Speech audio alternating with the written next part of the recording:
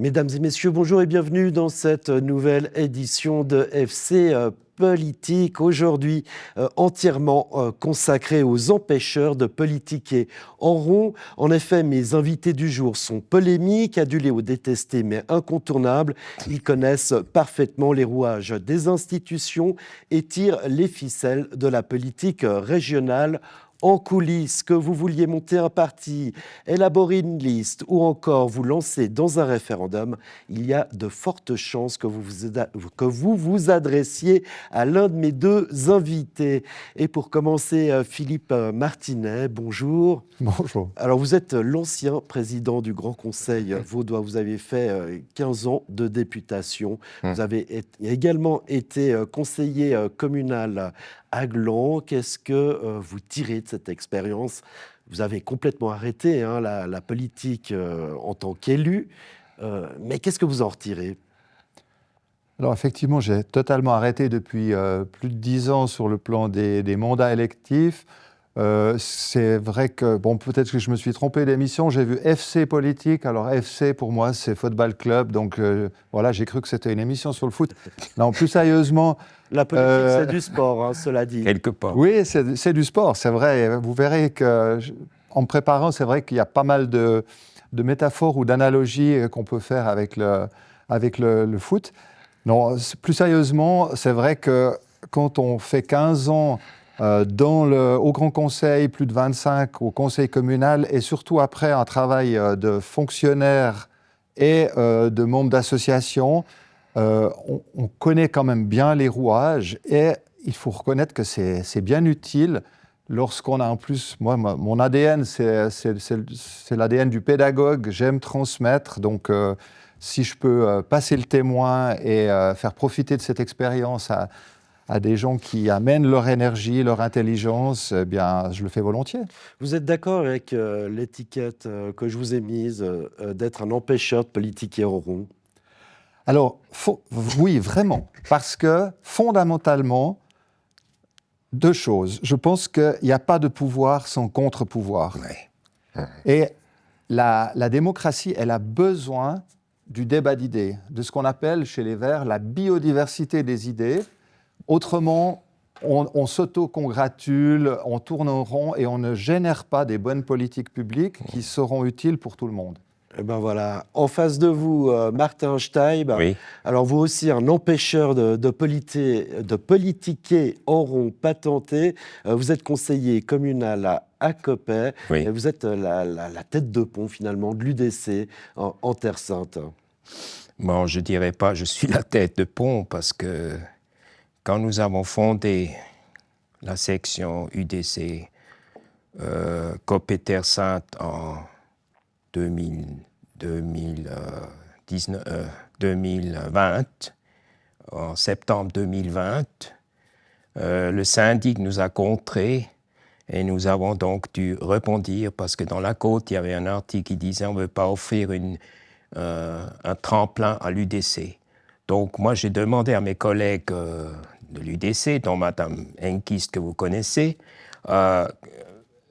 qu'est-ce qu'on peut faire pour rebondir? Alors moi, comme je suis un collectionneur, on va dire un écureuil, j'ai pas mal de sites de domaines qui m'appartiennent et un des noms de domaines, c'était Coppet Autrement. Alors j'ai demandé l'avis au comité de l'UDC district de Nyon, si Coppet Autrement, ça leur convenait pour Coppet, puis ils ont donné leur accord à unanime. C'est comme ça que maintenant, à Coppet, on a un groupe politique qui s'opère, parce qu'on est passé à la proportionnelle en 2021. Voilà, mais c'est quand même l'UDC. Non, c'est pas l'UDC. Non, alors je dois vous corriger, parce que nous avons dans notre groupe des gens, et je leur ai dit, quand je les ai recrutés, ou quand ils sont venus suite à un tout-ménage, je leur ai dit, ce ne sera jamais UDC. Et moi, j'ai dans mon groupe des gens de gauche, et j'ai même une majorité d'étrangers. Donc, de dire qu'on est UDC, c'est un peu un raccourci que vous faites. D'accord. Bon, en tout cas, on va le voir, vous cultivez la contradiction. Oui, vous êtes adepte du développement durable, vous êtes membre de l'ASLECA, mais malgré tout, membre de l'UDC, en tout cas côte Oui, ouest. je peux pas le nier. Je suis aussi membre de Igora. Je respecte beaucoup M. Martinez et je l'admire même. Moi, je dis toujours, je ne suis pas un maire, mais je le vis. Et jusqu'à présent, pour Igora, la coopérative de recyclage de l'aluminium en Suisse, j'ai collecté et écrasé plus de 4000 tonnes de canettes en alu. Donc, on ne peut pas dire que... en bref, je suis un homme de terrain. Voilà. Est-ce que vous êtes d'accord aussi avec cette étiquette d'empêcheur de politiquer en rond? Bon, je ne peux pas dire que c'est faux, que ce soit faux. Je dirais le premier référendum qu'on a fait en décembre 2008, c'était un référendum contre la hausse des impôts. Alors ça c'était facilement gagnable. On va y revenir justement. Oui, mais disons ça, après, pour dire que je suis un empêcheur de tourner en rond, moi j'ai quand même fait 2 initiatives communales, l'une pour la pérennité des établissements publics à Coppet, parce qu'il n'y avait plus de bistrot à Coppet, et l'autre, je l'ai faite parce que j'ai des visions Coppet pour protéger le site autour de la gare, parce que l'ancien syndic voulait y construire un quartier un peu, on ne va pas dire à la Eikenhout, mais quand même de 2500 habitants, une tour de 25 étages. Donc, tout est dans la contradiction, comme je l'ai dit. Allez, on va venir à ce qui vous unit ici. Mais je les ai aidés. Hein. Voilà, puis, donc vous aidez une fois les autorités communales, ou en tout cas une fois la population, et d'autres fois vous essayez de faire passer vos idées. C'est toujours la population, parce que moi je dis la population est adulte, et à Coppet il y a beaucoup de très bons revenus, des gens qui ont des villas, on revient là sur les villas sur le lac, donc c'est des gens très aisés. C'est des gens qui savent faire la part des choses. Alors, de venir, par exemple, avec un projet de fusion sans demander... Alors, on va y revenir à ces projets de fusion, parce qu'il y a quelque chose qui vous unit, comme je l'ai dit en introduction. Quand il y a un référendum, on vient vous demander des conseils, par exemple. Alors, j'ai un exemple en tête, évidemment, c'est le référendum contre Télédôle. Je précise qu'avant d'arriver sur ce plateau, vous ne vous connaissiez pas physiquement. Vous n'étiez jamais rencontrés, mais vous avez conseillé chacun ce comité à votre manière. Philippe Martinet, quelle manière vous avez conseillé ce comité référendaire? Alors, première chose, vous avez utilisé l'expression tireur de ficelle. Le tireur de ficelle, il a vraiment des intentions de marionnettiste. Et ce n'est pas du tout mon cas. Moi, je suis à disposition des personnes qui essayent de faire vivre la démocratie. Et en l'occurrence, l'équipe référendaire, on lui a signalé que j'existais et qu'on pouvait me téléphoner. Mais donc, je n'étais pas du tout le fer de lance de cette entreprise. Et puis, ayant été contacté par les référendaires, alors j'ai lu tous les dossiers possibles sur le sujet et je pense que vraiment, ils avaient de bons arguments qui méritaient un traitement différent de ce dossier. Et j'ai essayé, justement avec l'expérience et les échecs et les succès qu'on a pu avoir par le passé, de leur dire que, typiquement, récolter 6 000 ou 9 000 signatures entre Noël et Nouvel An. 6800, 6800, c'était exclu, c'était illusoire. En revanche, qu'il y avait des points faibles dans le dispositif. Et d'ailleurs, c'est bien ça qui a fait trembler les autorités jusqu'au bout. Et au fond, les autorités, en gros, elles n'ont plus que la notion de qualité pour agir, interprétée de manière très extensive, pour refuser le débat de fond. Parce que, franchement, quand une conseillère communale de Saint-Sergue, qui va être directement impactée, qui paye depuis des années pour sauver les télés là-bas en haut, se manifeste et qu'on lui dénie la qualité pour agir, c'est une énormité. Donc, mais c'est comme ça. Vous êtes adepte du verbe aussi, hein, parce que on vous consulte également jusqu'à l'intitulé des référendums. C'est là aussi vous êtes bon et stratège, n'est-ce pas? C'est-à-dire de dire, attention, si vous liblez, par exemple, cette question de telle façon, ça va vous permettre d'arriver à tel effet, et si vous le faites de cette autre façon, vous obtiendrez ça, ça sera peut-être contre-productif. Alors, c'est vrai que, forcément, par l'exercice de la politique, on voit que les mots ont un sens, la forme est assez importante, et par exemple, une interpellation, ce n'est pas un postulat, ce n'est pas une motion.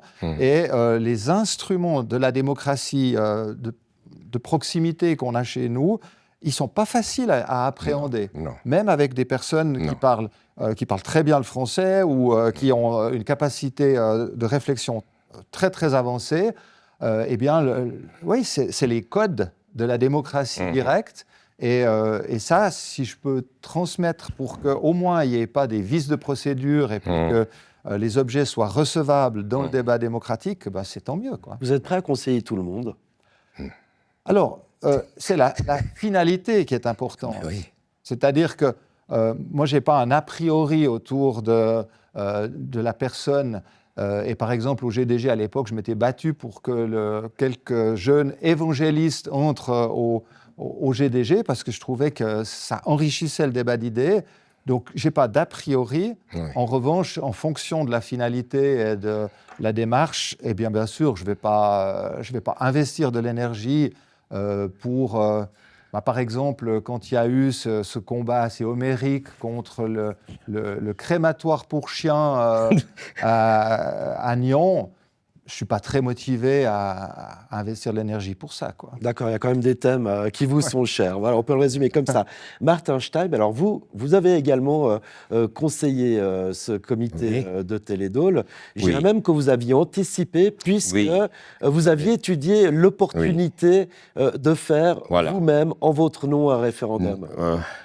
Oui, en passant, d'abord j'aimerais juste préciser, vous avez parlé d'évangélisme, mais en fait vous voulez parler d'évangélique, vous parlez de Arc-en-Ciel, vous avez parlé d'évangélisme, mais c'est des évangéliques.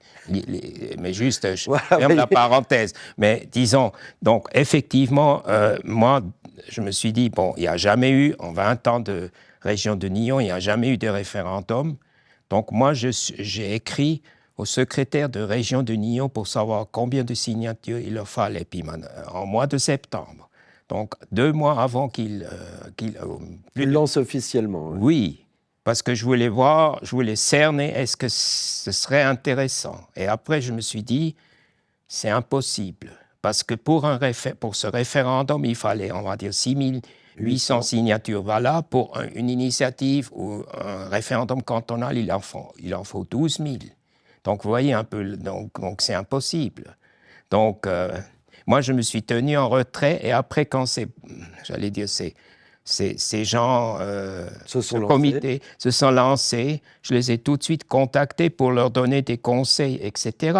Mais j'ai aussi signé le référendum, bien sûr, mais je savais que c'était une peine sans aucune chance de succès. Donc, vous ne vous lancez pas quand vous savez que vous allez droit dans le mur, en gros, quoi.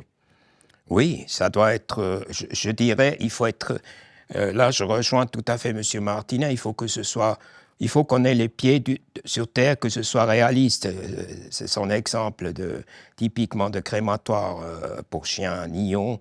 Si ce n'est pas quelque chose j'allais dire, de vraiment réaliste et sérieux, je n'aide pas les gens. Hein. Par exemple, maintenant... Vous avez fait 4 référendums dans votre carrière. Voilà, j'ai fait 4. Vous en avez gagné 3, sauf erreur. Oui, j'en ai perdu 1. Et puis... Voilà, et vous m'avez dit en préparant cette émission, ça vous prend 1 mois par année pour préparer... Un référendum, j'ai fait le calcul, ça prend 1 mois à temps plein. Par référendum.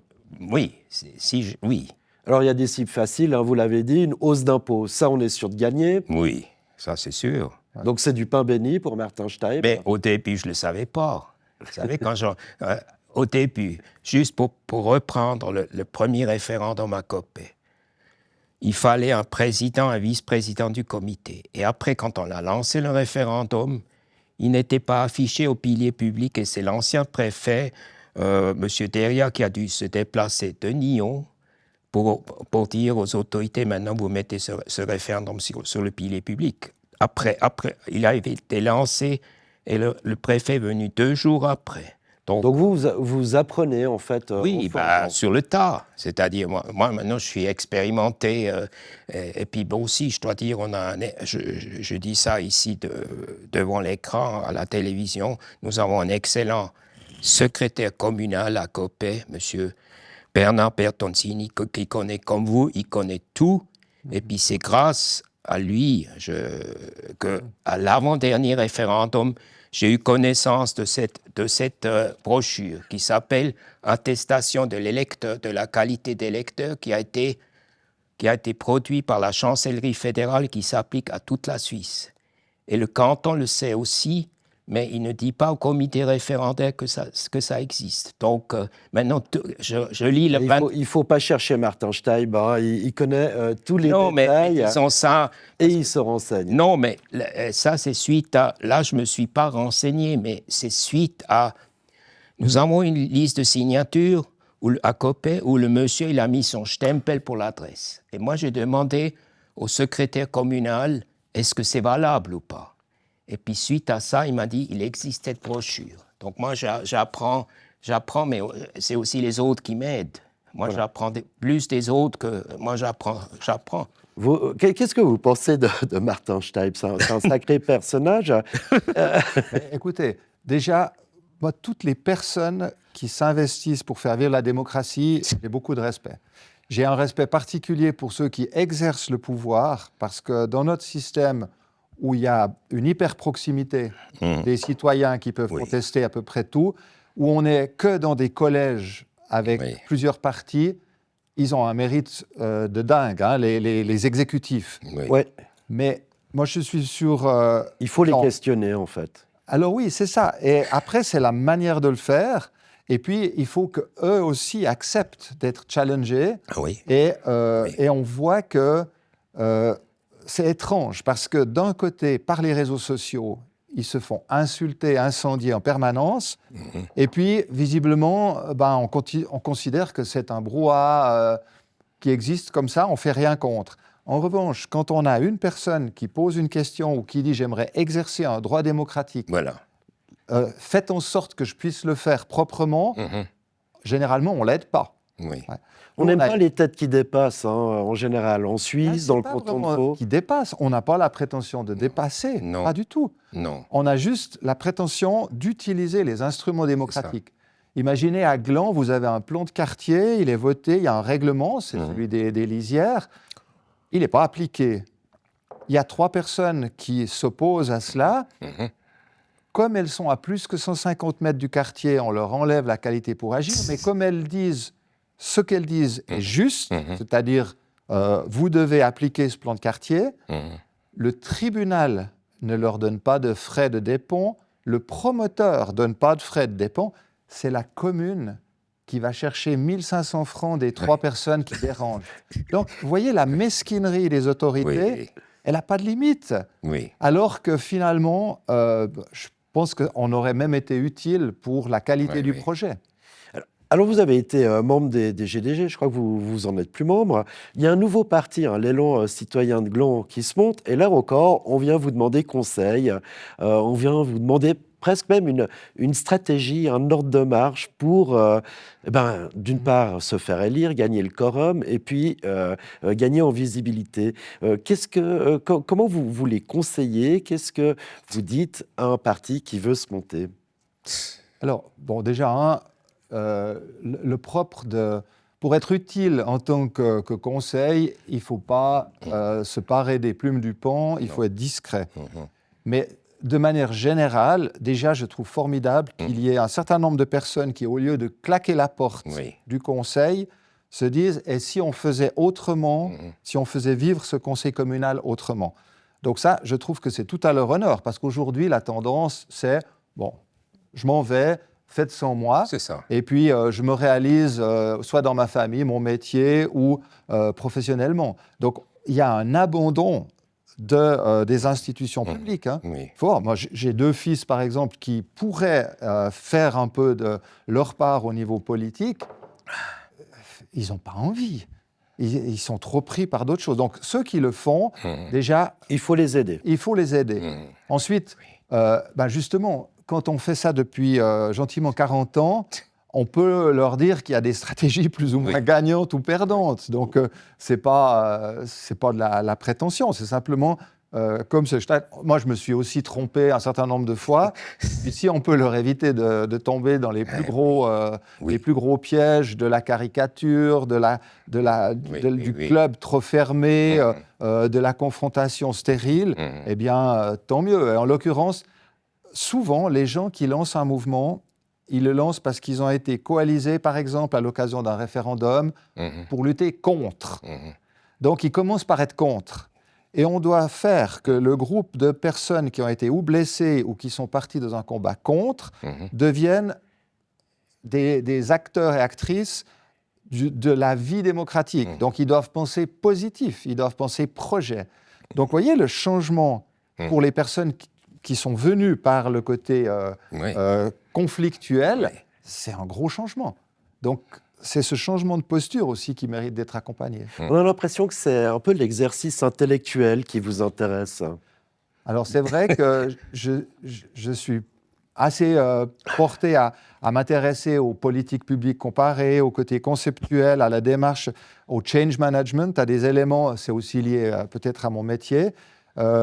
Mais à quelque part, j'ai toujours essayé de tricoter entre l'approche des gens qui vont casser des canettes d'alu pour faire 4 tonnes d'alu, donc qui sont vraiment au front, et puis de pouvoir discuter avec un conseiller ou une conseillère d'État pour lui dire ta stratégie là, etc. Donc il faut faire ce lien. On est toujours de la cave au grenier toute la journée. Vous soufflez encore à l'oreille des conseillers d'État? Ça m'appartient, ça. Disons que en tout cas, je suis assez au courant de ce qui se passe. Martin Steib, vous avez dit être assez admiratif de M. Martinet, mais en même temps, vous êtes deux personnages, comme je l'ai dit, assez polémiques, parce que quand on lance des référendums, notamment c'est votre cas, vous avez fait capoter la fusion des 8 communes en Terre Sainte, évidemment, on s'attire aussi des inimitiés. Oui, bon, ça c'est clair, mais c'est n'importe quelle démarche comme ça, comme il dit, quand on fait un peu chanceler le château qui est la classe politique. Chanceler, oui. Chanceler. Oui, chanceler. C'est clair, mais disons, à la base, j'aimerais aussi quand même souligner qu'un référendum, ce n'est pas une personne, c'est au moins 5 personnes. Et au dernier référendum, moi, je me suis tenu en retrait. Oui, mais c'est quand même vous qui... oui, à la base, oui, mais si quelqu'un n'est pas au conseil, il ne peut pas lancer un référendum. Le citoyen lambda qui ne connaît rien de tous les détails... Pour les impôts, ça s'est déjà passé. Oui, mais pour les autres, oui. Oui, mais disons, on va dire pour d'autres objets, et par exemple, on prend cet objet d'étude de fusion. Ils auraient très bien pu faire un sondage comme ça a été fait à Gimel. Oui, pourquoi vous ne vouliez pas qu'il y ait ce projet d'étude? On n'était pas encore dans le vote. Non, vous avez tué le débat. Disons, on était en contact avec un monsieur dans le canton de Fribourg qui avait le site fusionite.ch et il dit toutes les études de fusion, ça mène à une fusion. Donc, une étude, c'est quelque part, toutes les études, à mon avis, sont biaisées. Non, alors ça, c'est... voilà. Là, c'est pas possible, quoi. Parce qu'alors, l'inverse, c'est quoi? Si on ne peut pas faire d'études, décider ou pas de fusionner, alors on fait comment? On avance au doigt mouillé. Non, c'est pas possible. Voilà, un truc qui vous sépare. Puis moi, je renchéris en disant, si vous ne vouliez pas une étude de fusion, c'est que vous aviez peur que proportionnellement, vous ayez moins de voix, de représentativité au sein d'un ensemble plus grand. Non, pas du tout. Disons, une commune qui est viable, comme la plupart des communes, si une commune, on va dire, a au moins 1500 habitants, elle est viable. Et une commune qui est viable, qui a assez de gens qui s'intéressent à la politique. Je prends par exemple le conseil communal de Tannay, où vous avez le double de candidats que de sièges. et c'est une commune qui, je le dis ici, qui est bien gérée, quel intérêt a-t-elle à fusionner, par exemple, avec nous, à Copé qui sont... Peut-être se faire mieux entendre, c'est Non, justement ce mais que non, l'étude devait mais dire. non. Et puis d'ailleurs, il n'y a jamais eu un projet de fusion aussi grand dans le canton de Vaud. Le plus grand fusion, c'était Blonay-Saint-Légier, 11 000 habitants. Mais, Non, ça c'est de la poésie, parce que Lugano et toute sa région Oui, ont mais- fusionné, Neuchâtel et toute sa région viennent de fusionner, et puis là on parle de Terre Sainte, et on parle de communes viables, alors qu'elles mutualisent à peu près toutes les politiques publiques. Oui. Donc il leur reste quoi? Il leur reste à organiser le concours Balcon-Fleury, c'est à peu près tout. Donc ça c'est de la poésie. Mais- Vous n'avez pas eu envie de vous lancer peut-être dans un contre-comité justement sur cette étude de fusion de Terre Sainte? Mais moi, je suis trop loin. Je connais très mal la Terre Sainte. Mais disons, c'est quelque chose de générique. Je vous dis, moi, ce qui me passionne, c'est aussi de voir l'expérience que font les autres. On fait une montagne de cette fusion en Terre Sainte, alors que je vous dis, récemment, je parlais encore avec Nicole Bauer, qui est un peu la présidente à Neuchâtel. Ils ont intégré des communes, c'est beaucoup plus grand, etc. Oui. Et je ne crois pas que l'identité des communes avoisinantes ait disparu et qu'on puisse... non, au contraire. Je pense qu'il faut aussi se dire, avec la complexité des politiques publiques aujourd'hui, si vous avez une micro-administration qui est diluée, vous voulez une information sur l'urbanisme, vous obtenez rien de bon. Sur les assurances sociales, vous obtenez rien de bon. Donc, il y a un moment, il y a une sorte d'évidence, quoi. Et Il faut fusionner. Ensemble, on est plus fort. Ben, disons, après, il ne faut pas perdre son âme. Ça, c'est très important. Mais je prendrai une métaphore. Les hôpitaux, la carte hospitalière, il y a un très joli livre sur les 200 années des hôpitaux. On voit que à l'origine, elles étaient faites pour qu'en une journée de diligence, on puisse arriver jusqu'à l'hôpital. Après, on l'a fait en 20 minutes de voiture. Puis maintenant, avec l'hélicoptère, on est obligé de revoir la carte hospitalière. Je pense que l'évolution, qui n'est pas toujours bonne, mais qui, en l'occurrence, ça tombe sous le sens que, à mon avis, quand on a 90% de ces politiques publiques qui sont mutualisées, il faut peut-être envisager une autre façon de respecter les identités locales que simplement s'accrocher à sa commune. Est-ce qu'il faut, par exemple, ça c'est un autre débat, être par exemple au sein du district de Nyon, qu'il n'y ait plus que 3 ou 4 communes très fortes, ou est-ce que cet échelon de région de Nyon, il vous semble satisfaisant, Philippe Martinet? Alors, il est clair que avec presque 100 000 habitants, ce district, on est passé donc 19 à 10 districts, on a quand même une échelle, et puis on est un peu écartelé dans cette logique montagnarde, lacustre, vers Genève, et puis le tropisme vers Lausanne. Mais moi, je crois beaucoup à la région. Honnêtement, je pense que ça pourrait être un bel instrument parce qu'il y a toute une série d'infrastructures d'une certaine taille. Si on pense à une piscine olympique, si on pense à ce qui se fait à Colovray prochainement avec leur Madison Square Garden de Colovray, ou bien Télédôle d'ailleurs, où on ne peut pas penser autrement qu'en termes de région. Simplement, il faut voir le pilotage, quoi. Il faut voir comment ça marche. Et la triste affaire de Bernard Penel ou de Télédôle avec sa quasi-faillite montre qu'on a, ou bien le doublement du prix de la station d'épuration qui va se faire à Gland, c'est un pilotage, mais c'est un scandale, quoi. Oui. C'est un scandale. Vous êtes d'accord, Martin Steib, avec ce que vient de dire Philippe Martinet? Bon, je pense que le terme n'est pas trop fort. Mais bon, Carrément. Non, il n'est pas trop fort parce que dès qu'il y a des hommes, il y a de l'imperfection. Et puis c'est clair que si on est dans le viseur public, et ça saute plus aux yeux. Mais la corruption, disons, c'est quelque chose que... Je vous donne un exemple pratique. Donc moi, je promène aussi des chiens. Hein? Donc j'ai pas mal de différentes activités bénévoles ou rémunérées. Pendant le Covid, pendant une année, avec un chien, j'ai gagné 6 000 francs. Okay. Maintenant, la question est de savoir est-ce que je vais déclarer ce revenu ou pas. Et des indépendants à Copé m'ont dit, mais ça, tu ne déclares pas. Mais soit je suis intègre, soit je ne le suis pas.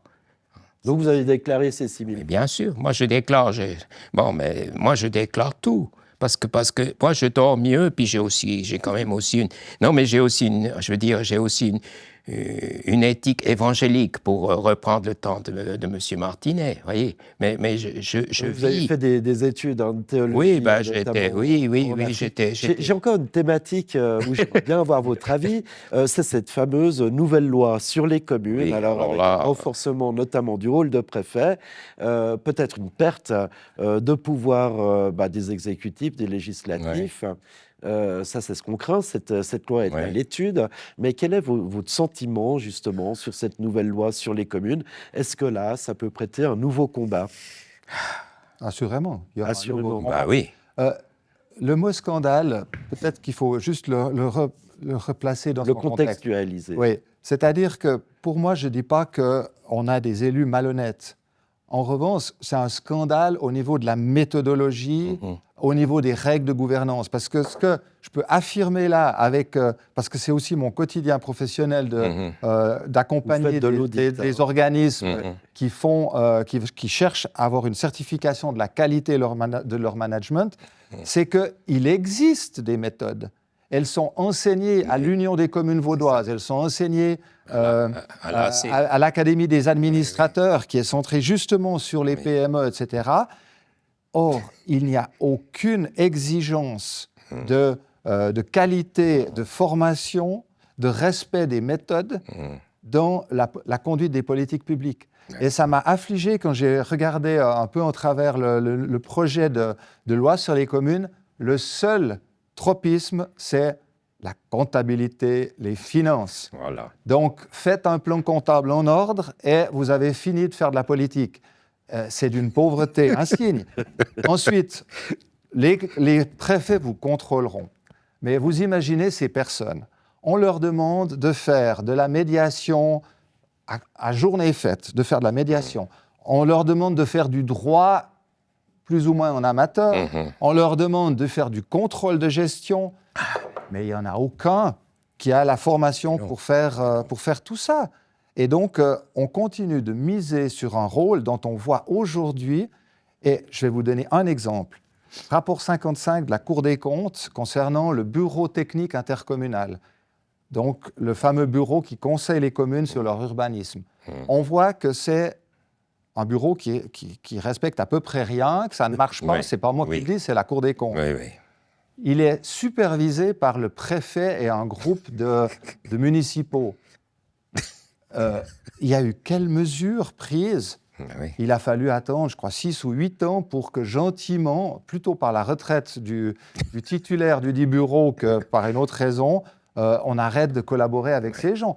Donc, j'entends, on n'apprend rien, on n'écoute même pas les audits de la Cour des comptes. Donc, aujourd'hui, confier au préfet plus de responsabilités avec le bagage qu'ils ont en ce moment, c'est vraiment miser sur un mauvais cheval. Est-ce qu'on pourrait dire que votre engagement politique, finalement, c'est indignez-vous? Pas du tout. Non. On doit résister, à des espèces de fausses évidences et à la gestion du carnot de C. Quand les choses sont gérées au carnot de C avec un verre de blanc, alors volontiers un verre de blanc ou de rouge, surtout s'il est bio, mais à part ça, non, il faut de la qualité. Moi, je cherche la qualité dans la gestion des politiques publiques. Je rappelle, il y a cette expression, on dit on est une villains nation. On ne fonctionne que parce qu'il y a la volonté de fonctionner ensemble. Et aujourd'hui, si vous n'avez plus l'Église, vous n'avez plus l'armée, vous n'avez plus l'État pour nous faire tenir ensemble, il faut qu'on tienne ensemble par quelques valeurs républicaines et une envie de défendre l'éthique, de défendre un certain nombre de qualités dans la production de ce qui va nous permettre de vivre ensemble et de trouver du sens de vivre ensemble. Martin Steib, alors M. Martinet nous dit qu'il n'est pas indigné, mais on a l'impression effectivement d'avoir... passionné. Voilà, non, mais je crois passionné. que nous sommes passionnés les deux. Mais je dirais, vous avez posé la question sur la loi sur les communes. Moi, je ne l'ai pas beaucoup étudiée, mais ce qui m'intéresserait, c'est qu'on change la loi sur l'exercice des droits politiques. Parce que dans notre canton, moi j'ai regardé un peu les chiffres. Dans d'autres cantons, il faut moins de signatures pour avoir des référendums. On a plus longtemps pour déposer le référendum, par exemple 40 jours à Genève. À Genève, dans ce canton, on a 15% des électeurs d'une commune. Dans le canton de Genève, c'est 7,5%. Donc moi, je vois que le canton de Vaud, quelque part, il est très fermé, mais c'est aussi à cause de toutes les couches administratives. Je vous donne un exemple concret. Un agriculteur agrand, un arboriculteur, il a eu besoin du feu vert de 3 services à Lausanne pour mettre un filet anti-grêle. Donc l'administration, disons-nous, on a hérité de... Donc trop d'administration. Oui, parce qu'on est... on a été colonisé trop longtemps, on est resté des serfs. Et ça se voit, la lourdeur quant à Zurich, ils ont on ose plus facilement en Suisse allemande et on y arrive plus facilement. Non, mais c'est-à-dire... Fusionner, vous aurez peut-être des administrations plus professionnelles. Oui, mais l'administration à Zurich fonctionne avec la moitié des fonctionnaires de que Vaud. Zurich, c'est une énorme... Fusionner. Fusionner. Vous allez peut-être le nombre de fonctionnaires. Oui, mais là-bas aussi, les communes ont beaucoup plus de droits, je dirais. Oui, parce qu'ils sont plus grands. Oui, mais je dirais c'est aussi un peu M. Martinez parlait des intercommunalités. Et effectivement, pour trouver des gens, là on revient. Oui, je vous avais dit, hein, Martin Stein a beaucoup de contradictions. Néanmoins, on arrive au terme de cette émission bientôt. Quel sera votre prochain combat? Est-ce que vous avez déjà un référendum en vue? Bon, on a un combat actuellement pour aider. Pour être représenté au sein du conseil communal compétent. Non, pas du tout. On a actuellement un problème parce qu'à Coppet, notre groupe politique n'est plus représenté au bureau du conseil depuis 2 ans. Donc ça sera votre prochain combat? Non, mais le combat, il est en cours parce que moi, parce que je devrais voir le préfet qui est quand même un bon conseiller, parce que tous les règlements de tous les législatifs en Suisse, que ce soit cantonal, disent que tous les groupes politiques doivent être représentés. Doivent être représentés au bureau du conseil pour bien fonctionner. Et puis à Coppet, alors vous n'allez pas le croire, à Coppet, on a reçu un mail du président de notre législative qui dit, si jamais, je cite, si jamais il y a un nouveau groupe politique à Coppet, parce qu'on arrive bientôt à la fin de la législature, il n'aura pas droit à un siège au bureau.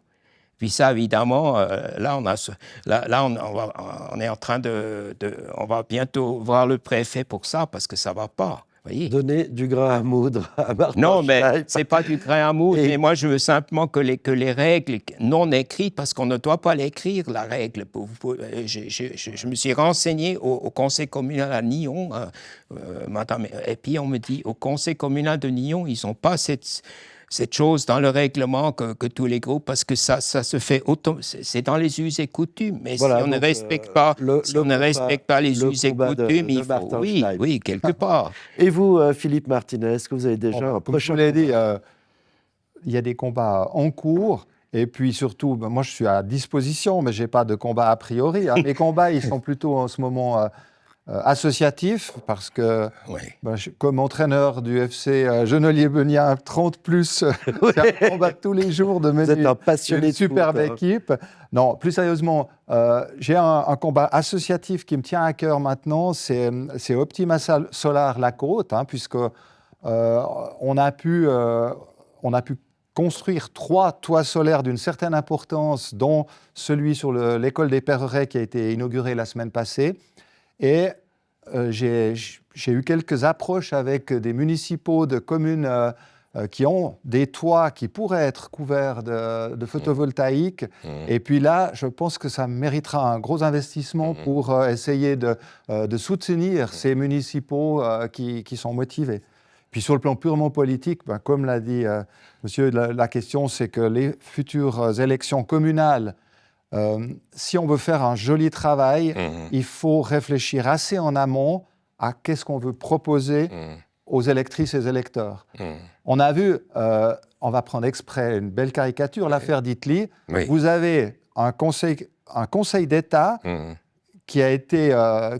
c'est une majorité uniquement par un effet de com'. On a une jeune qui sait utiliser Insta et puis qui sait se mettre en scène. On a une magnifique équipe, etc. On a la sympathie des gens et puis on crée une majorité et puis on voit 2 ans et demi après ce que ça donne. Nous, je pense que les Verts, on doit faire un travail 10 fois plus exigeant au niveau stratégique parce que notre message, il est désagréable. Il est de dire on doit changer nos modes de consommation, on doit certainement faire davantage d'efforts. Donc, on doit être tellement bon que ce sera ça, c'est de bosser à la stratégie des Verts pour les prochaines élections. Vous avez peur que le mouvement des Verts se tasse? De toute façon, moi je dis, on est condamné à être la mauvaise conscience de la société. Donc, on ne sera jamais majoritaire. Parce qu'on dit, vous savez... Voilà, vous êtes le plus gros groupe à Nyon, en tout cas. À Nyon, oui, mais ça reste... Il suffirait que des mesures impopulaires soient proposées, comme ça a été fait à certains moments au niveau des restrictions ou des feux pour la voiture, et puis on s'effondre. Les Allemands et l'essence à 5 francs ou 5 marks à l'époque, ils se sont tout de suite effondrés. Donc arriver à faire bouger la société alors qu'elle est plutôt tendance allez, une dernière valse sur le Titanic, c'est pas facile, quoi. Et ben voilà. Et ben messieurs, Martin Steib et puis Philippe Martinet, merci beaucoup d'être venus sur ce plateau, nous expliquer en quoi la politique vous motive et comment vous agissez depuis la société civile, voire depuis le conseil communal pour influer sur la grande politique régionale. Merci beaucoup, messieurs. Merci. Et quant à moi, je vous donne rendez-vous, évidemment, après les vacances pour un nouveau numéro de FC Politique. Alors, à bientôt.